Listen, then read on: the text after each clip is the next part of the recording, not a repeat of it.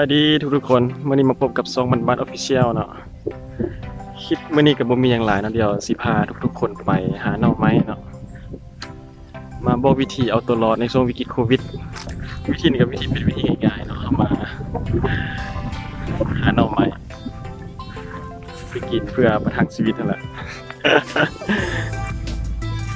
เพราะว่าช่วงนี้ก็ช่วงวิกฤตโควิดหลายๆคนก็พบเจอปัญหาเนาะนี่ก็บ่เป็นหยังก็เป็นกำลังใจให้ทุกๆคนที่ว่าพบปัญหาที่ว่าเจอปัญหากับตัวโควิด19นี่เนาะหลายๆคนสิได้อยู่บ้านนอกครับหากินตามทุ่งไร่ทุ่งนาตามป่าตามเขาหาหน่อไม้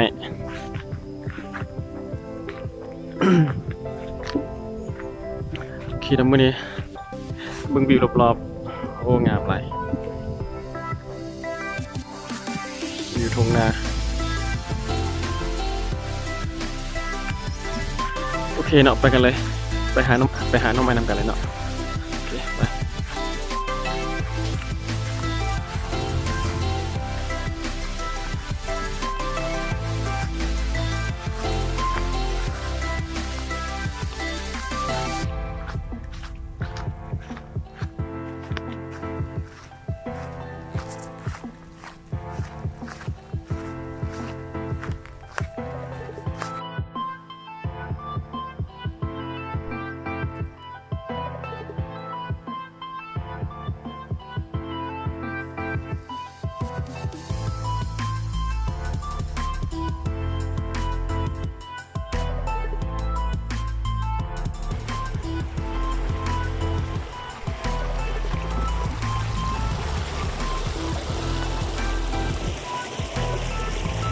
อย่างนี้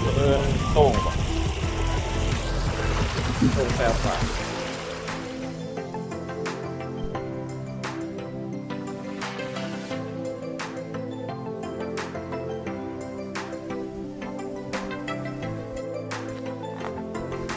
โอ้มันอะไรทุกคนตอนยังน้อยมีไผ่เคยกินได้มากอันนี้เขาเอิ้นมาขอมบ้านเจ้าเอิ้นหมากยังโอเคเดี๋ยวเราไปหานอกกันเลยเนาะคนหานอกเด้อนี่เด้อ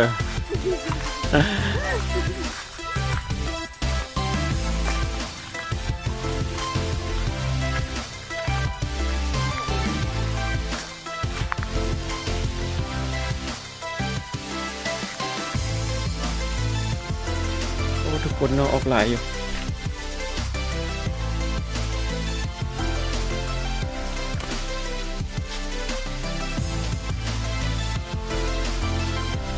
ไปอยากกินนอกมายามเลยเด้อเดี๋ยวสิพามาหาอยู่นา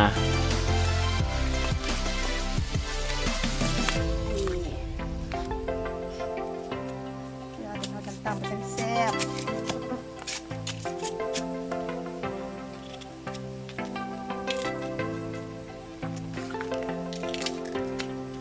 เหงาหมดแล้วเลย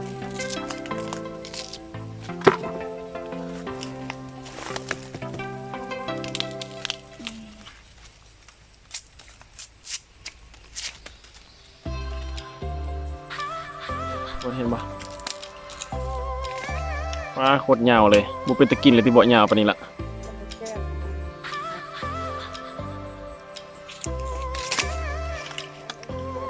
นี่นอนหนึ่งละ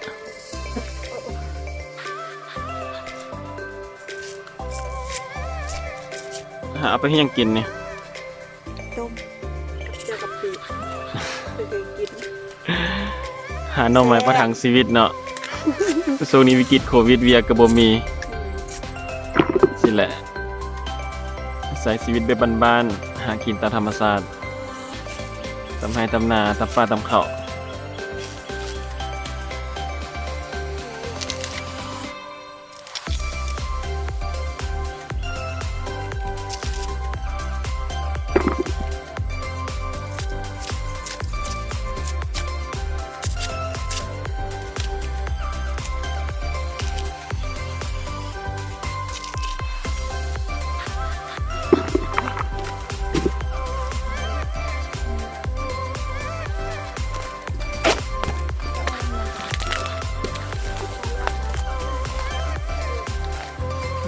ตนเด้อ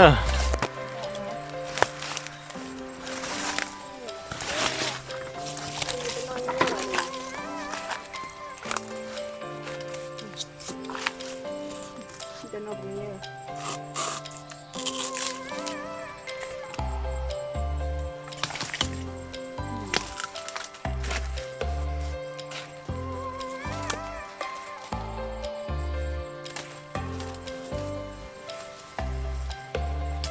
หมดหลายใช่ปะทั้งหมดทั้งยุงไหม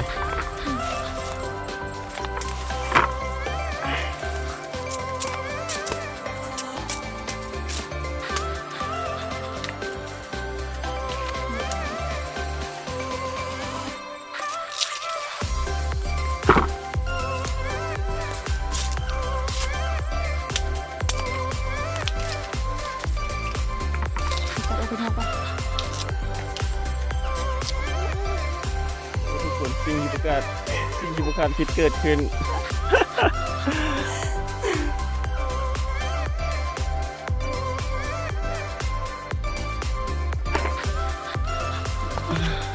ฆ่ามันได้ตัวหนึ่งนี่อุ้ย ไปจับมันค่ะ ดิเฮ็ดค่อยแม่หนึ่ง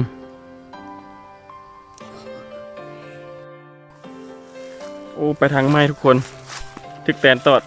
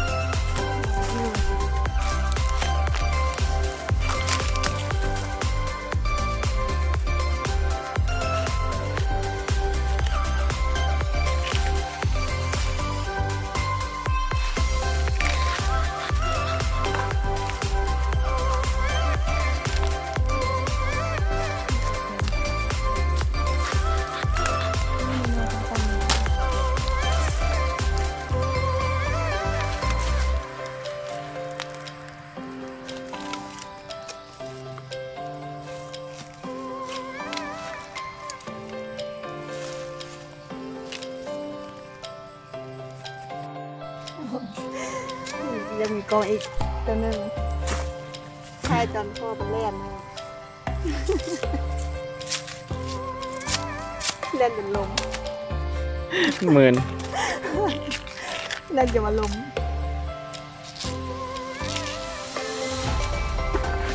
พอแล้ววะ